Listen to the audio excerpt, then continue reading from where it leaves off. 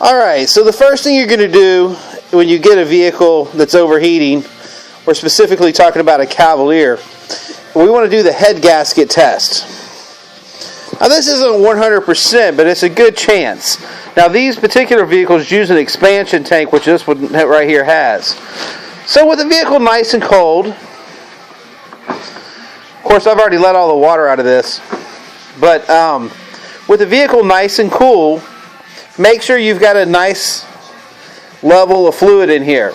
Take the lid off, crank it up, kind of step back, have someone else crank it up, see if you have any air come up or if it shoots it out of the top here. If it explodes out of the top, not 100%, but almost 100% chance you have a blown head gasket, which it's going to require really professional help. You're probably not going to be able to help that.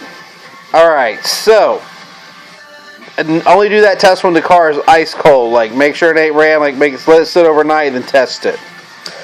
Alright, well, the next thing we get into is every time you buy or find out about a car overheating, the first thing people think is their thermostat sticking.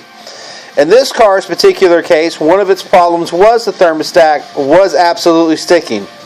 And how I was able to determine that, one is I took the thermostat out and tested it.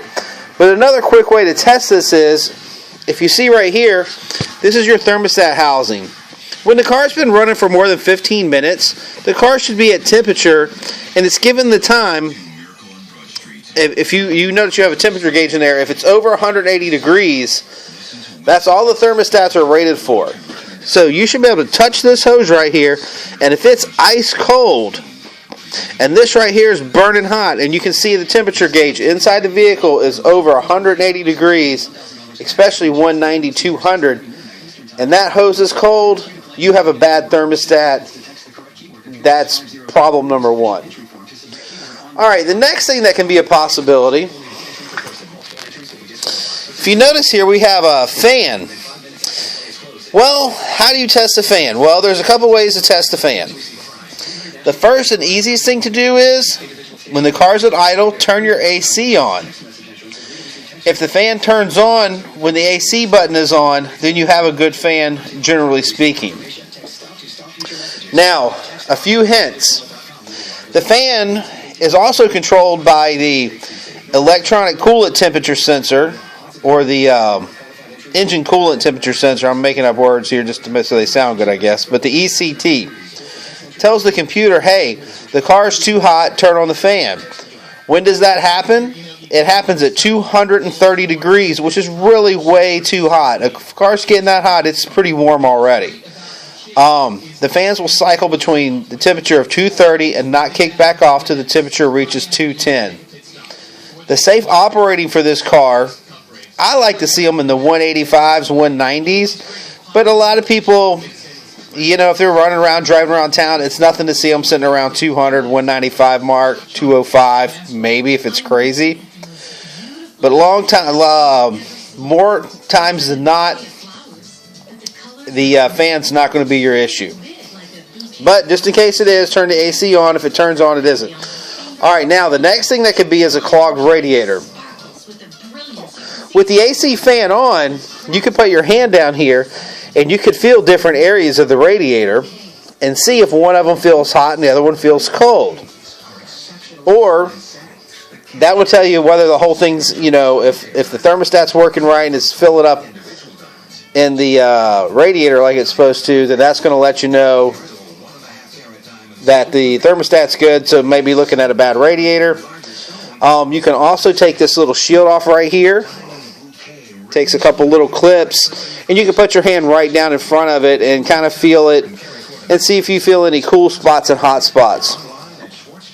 Also, there's two main hoses. This one and the one that's attached to the you see it right there, that big one for the thermostat.